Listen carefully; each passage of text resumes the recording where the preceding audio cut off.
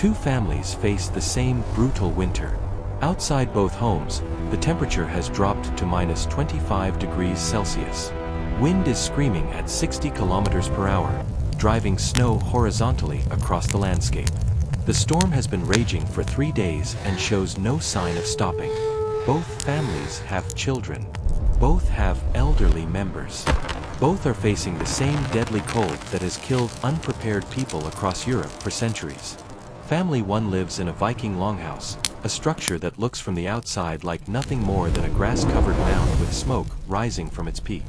The walls are turf and wood. There's essentially no windows. The main heat source is an open fire trench running down the center of a dirt floor.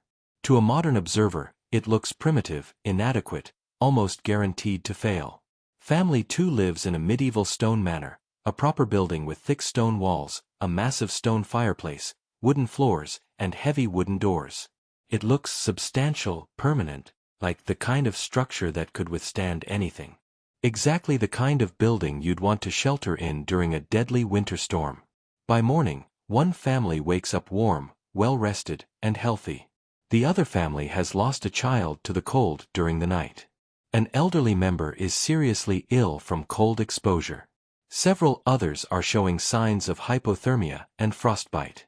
The survivors are weak, exhausted from fighting cold all night, and facing another night of the same conditions with less energy to survive it.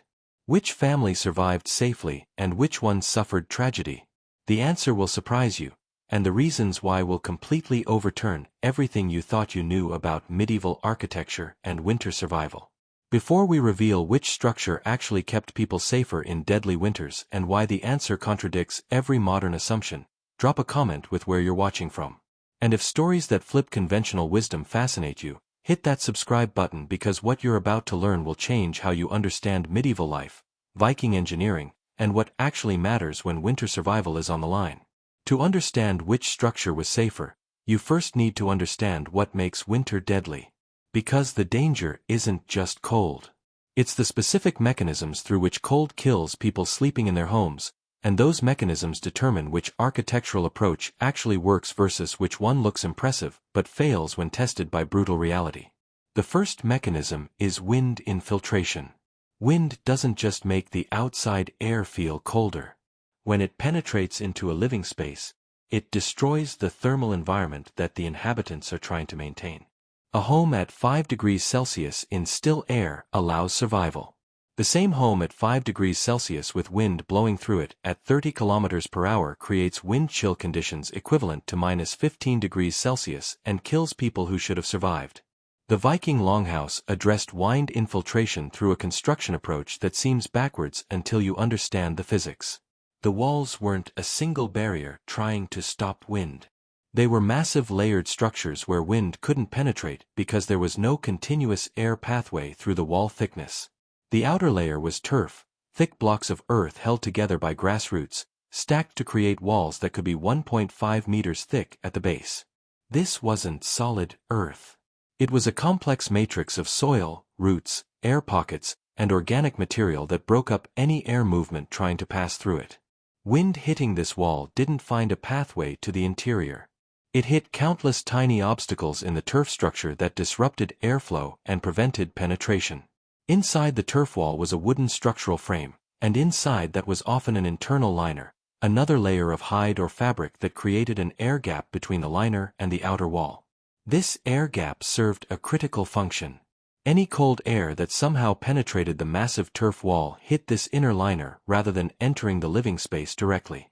The air gap became a buffer zone where infiltrating air could mix and warm before affecting the interior. The result was a structure where wind infiltration was essentially eliminated. The living space inside had still air regardless of what the wind outside was doing, and in still air, the family's body heat and the fire's warmth could accumulate and maintain survivable temperatures. The medieval stone manor approached wind infiltration completely differently, and the approach had a fundamental flaw. Stone walls were built as single-layer barriers. The stone was thick, yes, often 60 to 80 centimeters of solid masonry. But stone by itself doesn't stop air movement effectively because even the best masonry has countless tiny gaps at mortar joints, around window frames, at the junction between walls and floors, around door frames.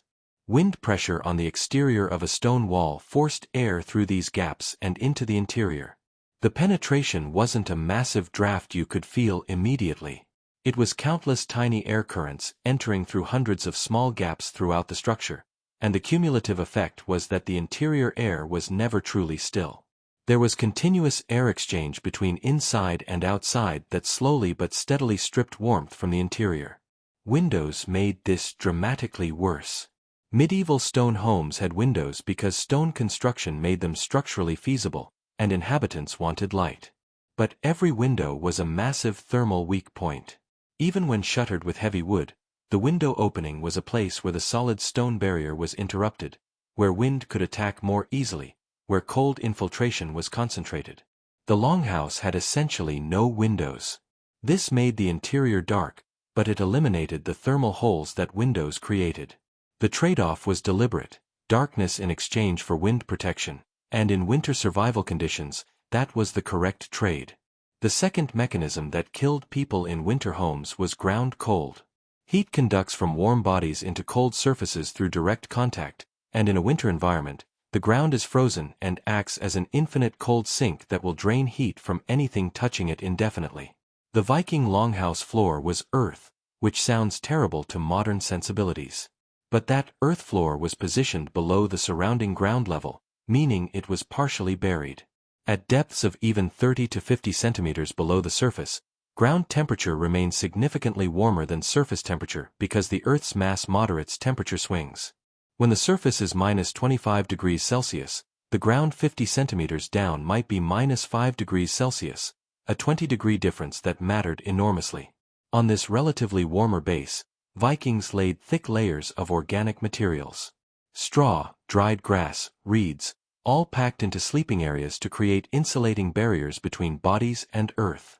Over the organic material went animal hides and furs. The total thickness could reach 15 to 20 centimeters of layered insulation between sleeping family and the ground. The medieval stone manor had wooden floors, which were considered a luxury and a sign of status. But wooden floors in medieval construction were typically installed with air spaces beneath them, and these spaces filled with outside air during winter. The floorboards were sitting on joists that were sitting on cold stone foundations, and the entire floor structure became a cold platform that was often colder than compacted earth would have been. Moreover, wood conducts heat more readily than layered organic materials. A wooden floor with rushes scattered on it provided less insulation than the Viking system of thick packed straw and furs on partially buried earth. The medieval family sleeping on wooden floors lost more heat to the ground than the Viking family sleeping on their layered earth floor. The third mechanism was thermal mass and radiant heat. Humans radiate heat toward any surface colder than they are, and in a winter environment, every surface is colder than human body temperature. The question becomes, are those cold surfaces warming up from the radiant heat they're receiving, or are they staying cold and continuously draining warmth from the people inside? The Viking longhouse used fire to heat thermal mass throughout the structure. The langled, the long fire trench running down the center of the building, wasn't just heating air. The stones lining the fire trench absorbed enormous heat. The earth floor around the fire warmed. Even the turf walls near the fire became warm to the touch. This thermal mass stored heat during the evening when fire burned at full intensity, then radiated that stored warmth back into the living space for 8 to 10 hours after the fire died down. The thermal mass effect meant that Vikings didn't need to maintain a roaring fire all night to stay warm. They could let the fire burn down to coals or even go out, and the stored heat in the surrounding mass continued warming the space. Fuel consumption was dramatically lower than it would be if they had to maintain continuous flames. The medieval stone manor had thermal mass in its massive stone walls, but that mass wasn't inside the insulated envelope in the way the longhouse's thermal mass was. The stone walls absorbed heat from the interior, yes, but they also conducted that heat to the exterior where it was lost. Stone has relatively high thermal conductivity, meaning heat flows through it much faster than through turf or wood. The stone walls were bleeding heat to the outside continuously. The fireplace, which was typically built into an exterior wall, had the same problem. The massive stone chimney and firebox absorbed heat, but half of that mass was on the exterior side of the wall, radiating its warmth to the outside air rather than to the interior. The thermal mass was working partially against the inhabitants rather than fully for them. The fourth mechanism was fire efficiency and safety. Both structures relied on fire for heat, but the effectiveness and risks differed dramatically. The Viking Longhouses was a long, open fire trench that could extend 10 to 15 meters down the center of the building. This distributed heat along the entire length of the space rather than concentrating it at one end. Everyone in the longhouse had access to warmth from the nearest section of the fire. The fire was built directly on an earthen floor that couldn't burn, surrounded by stone that wouldn't ignite, in a structure where the main building materials were earth and turf that were essentially fireproof. The smoke from this fire rose naturally toward the smoke hole at the roof's peak. The hole was positioned directly over the fire, and the fire's heat created a strong updraft that pulled smoke upward efficiently. Fresh air entered at ground level near the entrances, flowed along the floor toward the fire, and was drawn upward as smoke. The ventilation was continuous and self-regulating. The medieval stone manors fireplace was typically a massive structure at one end of the hall, burning in a firebox built into the wall with a chimney drawing smoke upward. This concentrated heat at one location, leaving the far end of the room cold. The stone chimney was inefficient, allowing much of the fire's heat to escape up the flue rather than radiating into the room. The draft was sometimes poor, causing smoke to back up into the living space. More critically, the medieval structure had wooden elements throughout. Floor joists, roof beams, furniture, that were potential fire hazards. A fire that got out of control could ignite the wooden components and burn the entire structure. This risk limited how large and how hot fires could safely burn, which limited the heat available for warming the space. When the 3-day winter storm finally hit both structures with full force, the differences that seemed theoretical became matters of life and death. The architectural choices that each culture had made, choices that seemed arbitrary or purely cultural, turned out to be the difference between families that survived safely and families that suffered tragedy. The Viking Longhouse family went through their evening routine as the storm intensified outside. They built the fire in the Longhouses larger than usual, knowing the thermal mass would need maximum loading to carry them through what was clearly going to be an extreme night. The fire burned for 3 hours in the late afternoon and early evening, heating the stones around the fire trench until they were too hot to touch, warming the earth floor in a radius around the fire, and raising the temperature of the turf walls near the fire. As darkness fell and the family prepared for sleep, they arranged themselves in their standard winter configuration. The youngest children and the grandmother were positioned closest to the central fire, where warmth was greatest. The healthy adults formed a ring around them, their bodies creating additional thermal barriers between the vulnerable members and the outer walls where any cold infiltration would reach first. The sleeping area had been prepared with extra thickness of straw beneath the usual layers. Additional furs and wool blankets were laid out. Heated stones that had been warming at the fire's edge were wrapped in wool and positioned within the sleeping arrangement to provide supplemental warmth to the children and elder. The fire was allowed to burn down to coals as sleep began, not extinguished but reduced to minimize smoke while maintaining enough heat to keep the convection cycle operating. One adult remained partially alert through the night, monitoring the fire level and checking periodically that everyone remained adequately warm. Inside the longhouse as the storm raged outside, the temperature dropped but dropped slowly. The massive turf walls that were 1.5 meters thick provided such effective insulation and wind blocking that the interior environment was essentially isolated from the chaos outside. The thermal mass that had been loaded during the evening continued radiating stored heat.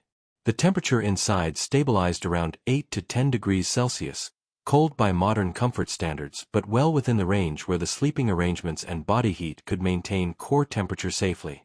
The wind that was hitting 60 kilometers per hour outside created no drafts inside because it couldn't penetrate the turf and liner system. The air inside remained still, allowing the warmth that was present to accumulate around sleeping bodies rather than being stripped away by air movement. The family slept deeply, their bodies not having to work overtime to fight infiltrating cold, their rest genuine rather than the fitful half-consciousness of people barely staying warm enough to survive. By morning when they woke, the interior temperature had dropped to perhaps 5 degrees Celsius, noticeably cold but not dangerous. The family members were healthy, rested, and ready to rebuild the fire and begin another day. The vulnerable members, children and grandmother, showed no signs of cold stress or illness.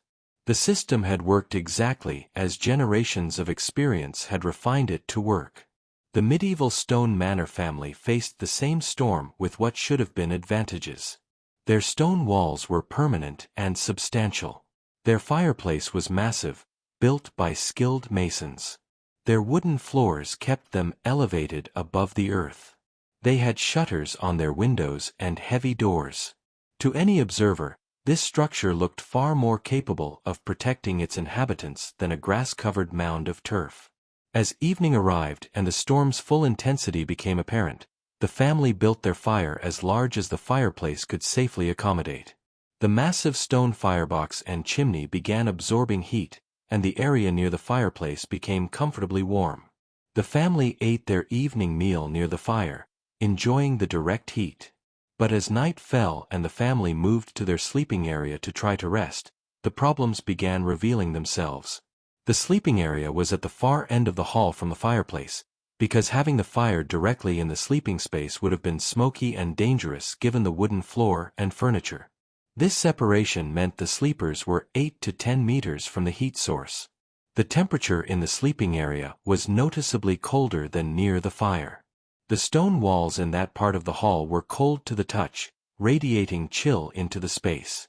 The wooden floor, despite having rushes scattered on it, was conducting cold upward from the airspace beneath.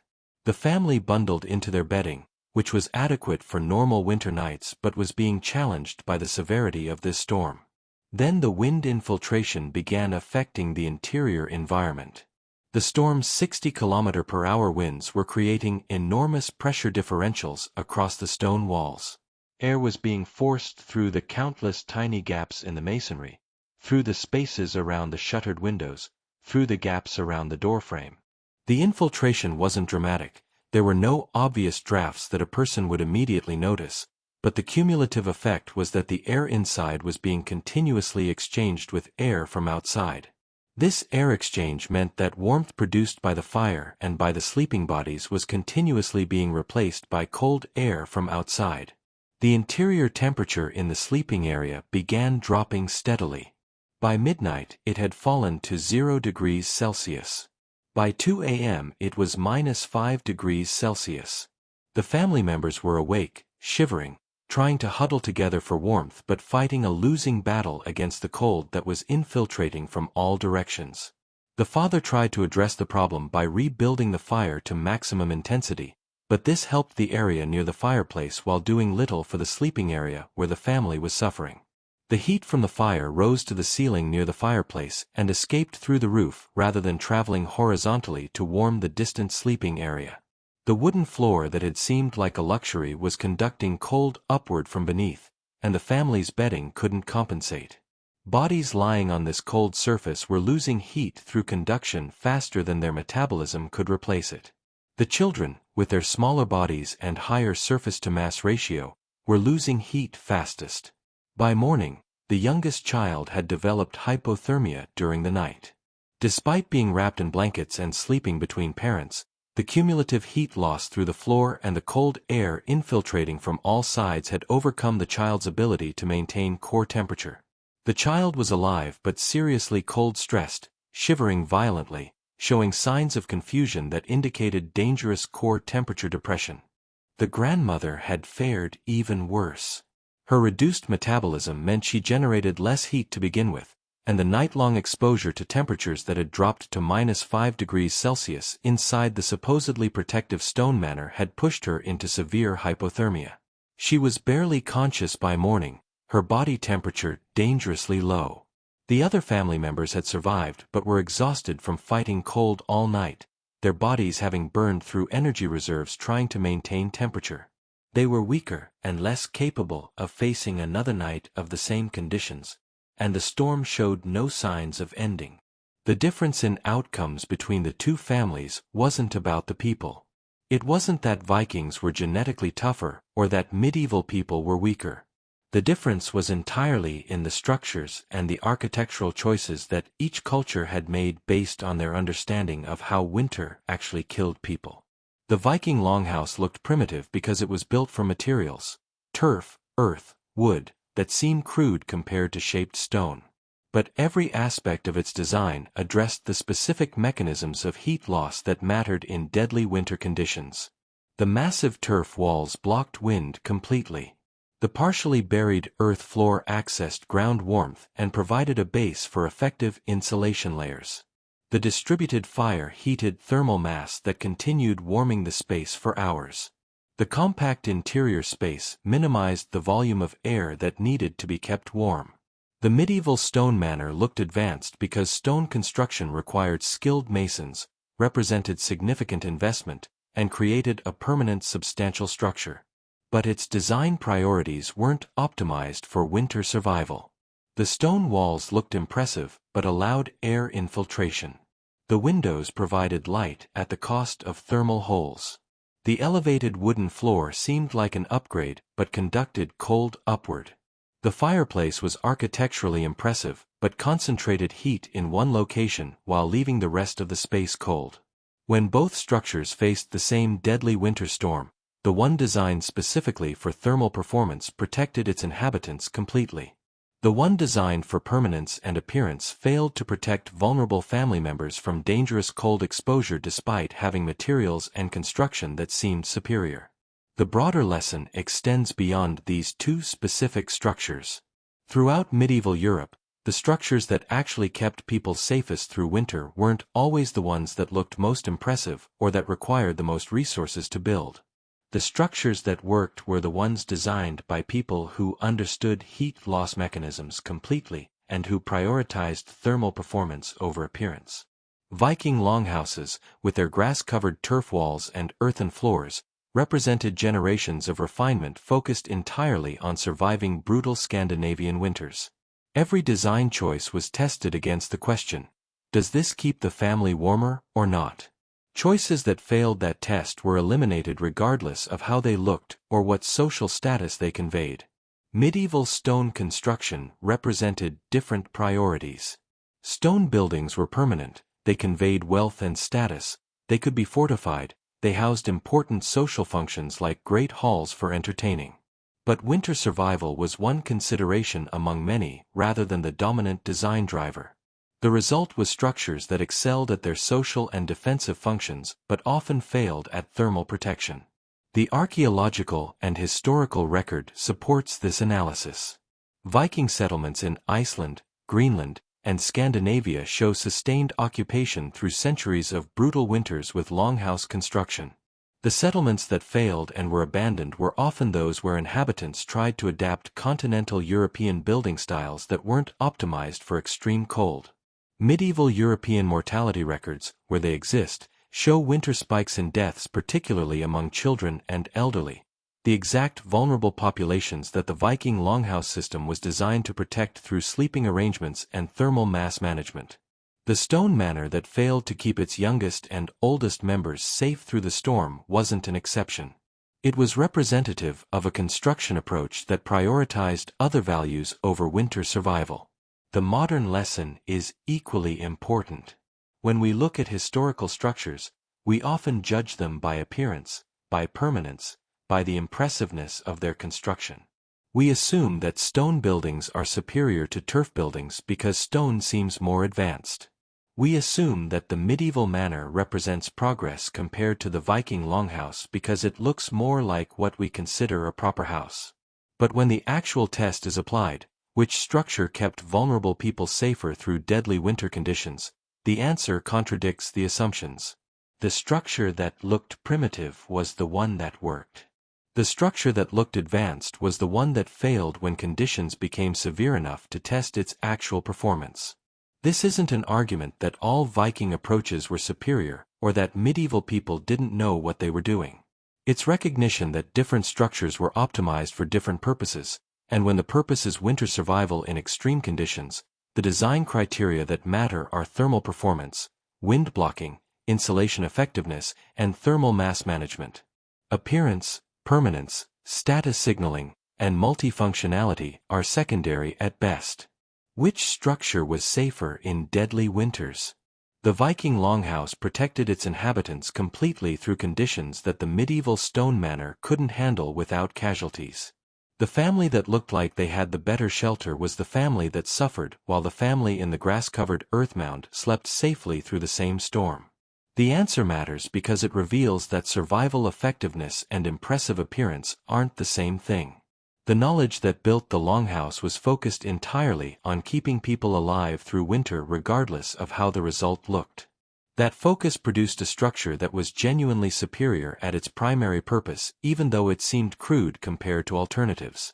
When winter survival is on the line, knowledge that accurately addresses the mechanisms of heat loss beats impressive construction that doesn't. The Vikings had that knowledge refined through centuries of brutal winters. The medieval builders had different knowledge optimized for different purposes. Both cultures built what their priorities and understanding led them to build. But when the test was a deadly winter storm, only one of those structures kept everyone inside it safe.